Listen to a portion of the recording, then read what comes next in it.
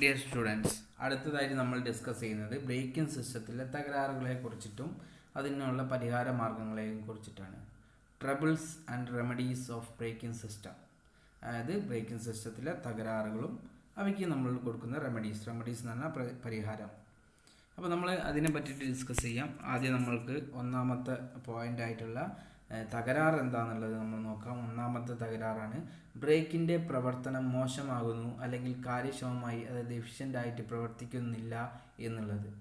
അതിനുള്ള കാരണങ്ങളാണ് അടുത്ത കള്ളിയിൽ കൊടുത്തിട്ടുള്ളത്. ഒന്നാമത്തെ കാരണം ബ്രേക്ക് ഷൂവിനും ഡ്രമ്മിനും ഇടയിൽ അമിതമായ ക്ലിയറൻസ് ഉണ്ടാകുന്നു എന്നുള്ളതാണ് ഒന്നാമത്തെ കാരണം.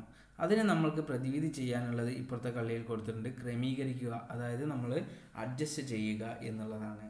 പിന്നെ രണ്ടാമത്തെ കാരണം ഹൈഡ്രോളിക് ബ്രേക്കിംഗ് സിസ്റ്റത്തിൽ എയർ പ്രവേശിക്കുന്നു. അതായത് ഹൈഡ്രോളിക് ബ്രേക്കിംഗ് സിസ്റ്റത്തിൽ എയർ പ്രവേശിച്ച് കഴിഞ്ഞാൽ അവിടെ ബ്രേക്കിൻ്റെ എഫിഷ്യൻസി വളരെയധികം കുറയും. അതിന് നമ്മൾ ചെയ്യുക എന്താ വെച്ചാൽ ബ്ലീഡ് ചെയ്യുക, അതായത് എയർ നീക്കം ചെയ്യുക. ഹൈഡ്രോളിക് ബ്രേക്കിംഗ് സിസ്റ്റത്തിലെ എയർ നീക്കം ചെയ്യുന്ന പ്രോസസ്സിനെയാണ് നമ്മൾ എയർ നീക്കം ചെയ്യുക, എയർ ബ്ലീഡ് ചെയ്യുക എന്ന് പറയുന്നത്. മൂന്നാമത്തെ കാരണമാണ് ബ്രേക്കിംഗ് ലൈനിങ്സിൽ ഓയിൽ അല്ലെങ്കിൽ ഗ്രീസ് പറ്റി പിടിക്കുക. ബ്രേക്ക് ലൈനറിൽ ഓയിലോ ഗ്രീസോ പിടിച്ചു കഴിഞ്ഞാൽ നമുക്ക് ബ്രേക്ക് കിട്ടാത്ത അവസ്ഥ വരും. അപ്പം നമ്മൾ ചെയ്യേണ്ട പരിഹാരമാണ് ഇപ്പോഴത്തെ കൊടുത്തത്, ക്ലീൻ ചെയ്യുക അല്ലെങ്കിൽ മാറ്റിയിടുക. ഓക്കെ, അടുത്ത നാലാമത്തെ നോക്കുക. നാലാമത്തെ ബ്രേക്ക് ഡ്രമ്മിന് പോറൽ ഉണ്ടാവുക. ബ്രേക്ക് ഡ്രമ്മിന് സ്ക്രാച്ച് ഉണ്ടായിക്കഴിഞ്ഞാൽ അതെന്ത് ചെയ്യും? അത് നമ്മളുടെ ബ്രേക്കിംഗ് സിസ്റ്റത്തിൻ്റെ കാര്യക്ഷമത കുറയ്ക്കും. അപ്പോൾ അതിന് വേണ്ടിയിട്ട് നമ്മൾ ചെയ്യുക, അത് ഗ്രൈൻഡ് ചെയ്ത് അല്ലെങ്കിൽ മാറ്റിയിടുക. ലൈനർ പുതിയതിടുകയോ അല്ലെങ്കിൽ ഇത് ഗ്രൈൻഡ് ചെയ്ത് ലൈനറിന് ഫിനിഷിങ് വരുത്തുകയാണ് ചെയ്യേണ്ടത്. അത് ലെയ്ത്ത് കൊണ്ടുപോയിട്ടാണ് നമ്മൾ ചെയ്യിക്കാറുള്ളത്. പിന്നെയുള്ള പോയിൻ്റാണ് അഞ്ചാമത്തെ പോയിൻ്റാണ് ലൈൻസിന് തേയ്മാനം ഉണ്ടാവുക, ലൈനറിന് തേയ്മാനം വരിക എന്നുള്ളത്. ലൈനറിന് തേയ്മാനം വന്നു കഴിഞ്ഞാൽ നമുക്ക് ചെയ്യാൻ കഴിയുക മാറ്റിയിടുക എന്നുള്ളതാണ്. ഏറ്റവും കൂടുതൽ വരുന്ന കംപ്ലൈൻ്റാണ് ലൈനറിന് തേയ്മാനം വരിക. അതിനെ നമ്മൾ ബ്രേക്ക് ഫാഡിങ് എന്ന് പറയും. ബ്രേക്ക് തേയ്മാനം വരുന്നതിനാണ് ബ്രേക്ക് ഫാഡിങ് എന്ന് പറയുന്നത്. അപ്പോൾ ബ്രേക്കും ഫാഡ് വന്നു കഴിഞ്ഞാൽ നമ്മൾ എന്ത് ചെയ്യുക? മാറ്റിയിടുക, അതായത് റീപ്ലേസ് ചെയ്ത് പുതിയ ലൈനർ വയ്ക്കുക എന്നുള്ളതാണ്. ഇനി ആറാമത്താണ് മാസ്റ്റർ സിലിണ്ടറിലെ ഫ്ലൂയിഡ് കുറവാണ്. മാസ്റ്റർ സിലിണ്ടറിൻ്റെ റിസർവോയറിൽ നമ്മൾ ബ്രേക്ക് ഓയിലിൻ്റെ അളവ് ലെവൽ കുറവാണ്. അവിടെ മാക്സിമം ലെവലും മിനിമം ലെവലും ഉണ്ടായിരിക്കും. അപ്പോൾ മിനിമം ലെവലിനെക്കാട്ടിയും കുറവായി കഴിഞ്ഞാൽ നമ്മളുടെ ബ്രേക്കിംഗ് സിസ്റ്റം വളരെ കാര്യക്ഷമമല്ലാതെ വർക്ക് ചെയ്യും. അപ്പോൾ അതിന് നമ്മൾ ചെയ്യുക, ആവശ്യത്തിന് നമ്മൾ ബ്രേക്ക് ഓയിൽ നിറച്ച് കൊടുക്കുക എന്നുള്ളതാണ് നമുക്ക് അവിടെ ചെയ്യാൻ പറ്റുന്ന പരിഹാരം.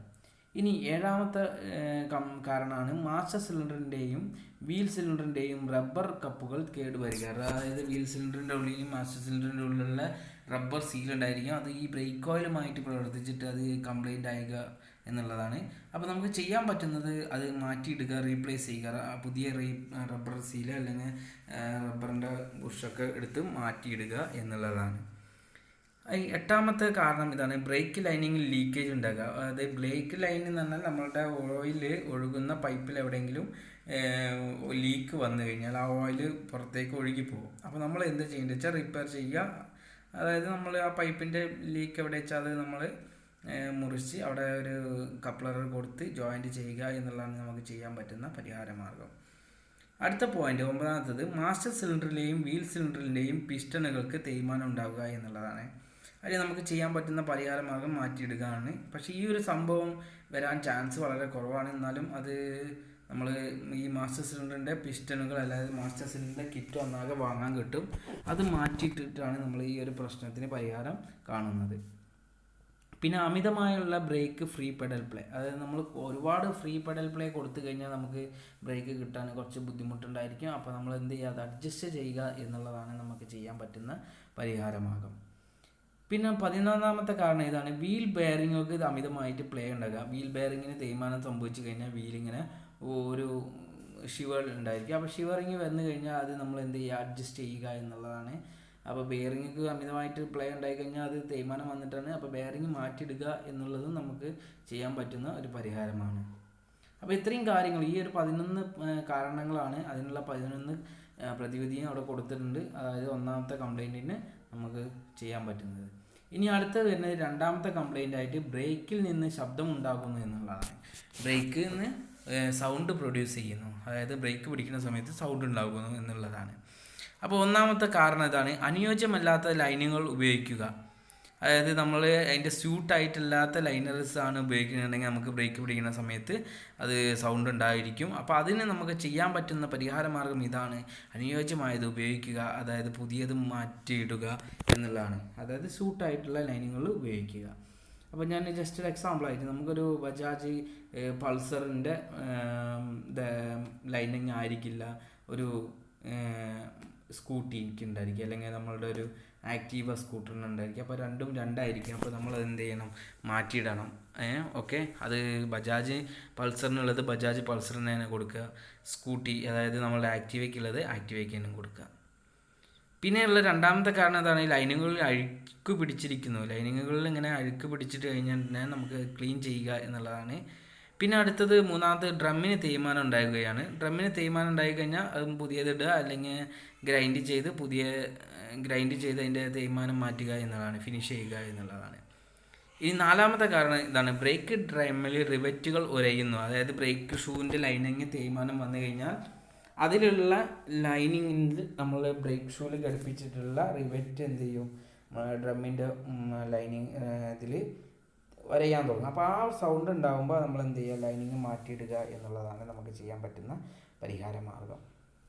പിന്നെ മോശമായിട്ടുള്ള അഡ്ജസ്റ്റ്മെൻ്റാണ്, നമ്മളുടെ നല്ല ഇംപ്രോപ്പറായിട്ട് നമ്മൾ ബ്രേക്ക് അഡ്ജസ്റ്റ് ചെയ്തിട്ടില്ല എന്നുണ്ടെങ്കിലും നമ്മുടെ സൗണ്ട് വരും. അതുകൊണ്ട് നമ്മൾ അതെന്ത് ചെയ്യുക, അഡ്ജസ്റ്റ് ചെയ്യുക എന്നുള്ളതാണ് നമുക്ക് ചെയ്യാൻ പറ്റുന്ന ഒരു പരിഹാര മാർഗം. ഇനി മൂന്നാമതായിട്ട് നമ്മൾ തകരാറുണ്ട്. ആ മൂന്നാമത്തെ തകരാറ് ഇതാണ്, ബ്രേക്ക് അമർത്തുമ്പോൾ വാഹനം ഒരു വശത്തേക്ക് പാളിപ്പോകുന്നു. ഇപ്പോൾ നമ്മൾ സാധാരണഗതിയിൽ വണ്ടി ബ്രേക്ക് പിടിക്കുന്ന സമയത്ത് ഒരു സൈഡിലോട്ട് മാറിപ്പോവുക. അതിന് മെയിൻ കാരണം അതാണ് ബ്രേക്ക് ഷൂകളുടെ തെറ്റായിട്ടുള്ള ക്രമീകരണം. ബ്രേക്ക് ഷൂകൾ തെറ്റായിട്ടാണ് ക്രമീകരിച്ചിട്ടുണ്ടെങ്കിൽ അത് നമുക്ക് ബ്രേക്ക് പിടിക്കുന്ന സമയത്ത് ഒരു വീലിൽ ബ്രേക്ക് കൂടുതലും മറ്റുള്ള വീലിൽ ബ്രേക്ക് കുറവാകുമ്പോഴാണ് ഈ സംഭവം വരുന്നത്. അപ്പോൾ നമ്മളത് ക്രമീകരിക്കുക എന്നുള്ളതാണ് നമുക്ക് ചെയ്യാൻ പറ്റുന്ന പരിഹാര മാർഗം. രണ്ടാമത്തെ കാരണം ഇതാണ്, ഒരു വശത്തുള്ള ബ്രേക്ക് ലൈനിങ്ങിൽ ഓയിൽ അല്ലെങ്കിൽ ഗ്രീസ് പിടിപ്പിച്ചിട്ടുണ്ടായിരിക്കും. അപ്പോൾ നമ്മൾ എന്ത് ചെയ്യുക, മാറ്റിയിടുക അല്ലെങ്കിൽ ക്ലീൻ ചെയ്യുക എന്നുള്ളതാണ് നമുക്ക് ചെയ്യാൻ പറ്റുന്ന പരിഹാര മാർഗം. അതായത് ഒരു ഭാഗത്ത് ഗ്രീസ് പിടിച്ചിട്ട് അവിടെ ബ്രേക്ക് പിടിക്കാത്ത അവസ്ഥയും മറ്റു വശത്ത് ഗ്രീസ് ഇല്ലാത്തതുകൊണ്ട് അവിടെ പെട്ടെന്ന് ബ്രേക്ക് പിടിക്കുകയും ആയി കഴിഞ്ഞാൽ ആ ഗ്രീസ് പിടിക്കാത്ത ഭാഗത്ത് നിന്നും പിടിച്ച ഭാഗത്തേക്കൊരു തള്ളിച്ച ഉണ്ടായിരിക്കും. അങ്ങനെ വശത്തേക്ക് ആ വാഹനം പോകാൻ സാധ്യതയുണ്ട്. പിന്നെയുള്ള ഒരു കാരണം എന്താണ്, ഒരു വശത്ത് ബാക്ക് പ്ലേറ്റ് ലൂസായിട്ടുണ്ട്. അതായത് ബ്രേക്ക് ഷൂ ഒക്കെ പിടിപ്പിക്കുന്ന ബാക്ക് പ്ലേറ്റ് ഒരു സൈഡിൽ ലൂസായി കിടക്കുകയാണ്. അതിന് നമുക്ക് ചെയ്യാൻ പറ്റുന്ന പരിഹാരം ഇതാണ്, ക്രമീകരിക്കുക എന്നുള്ളതാണ്, അഡ്ജസ്റ്റ് ചെയ്യുക എന്നുള്ളതാണ്.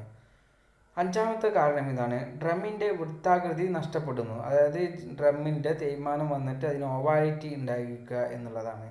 അപ്പോൾ അതിന് നമുക്ക് ചെയ്യാൻ പറ്റുക എന്ന് പറഞ്ഞാൽ റീബോർ ചെയ്ത് അതിനെ കറക്റ്റ് ഡയമീറ്ററിൽ കറക്റ്റ് ഒരേ ഡയമീറ്റർ പോലെ ആക്കി മാറ്റുക എന്നുള്ളതാണ്.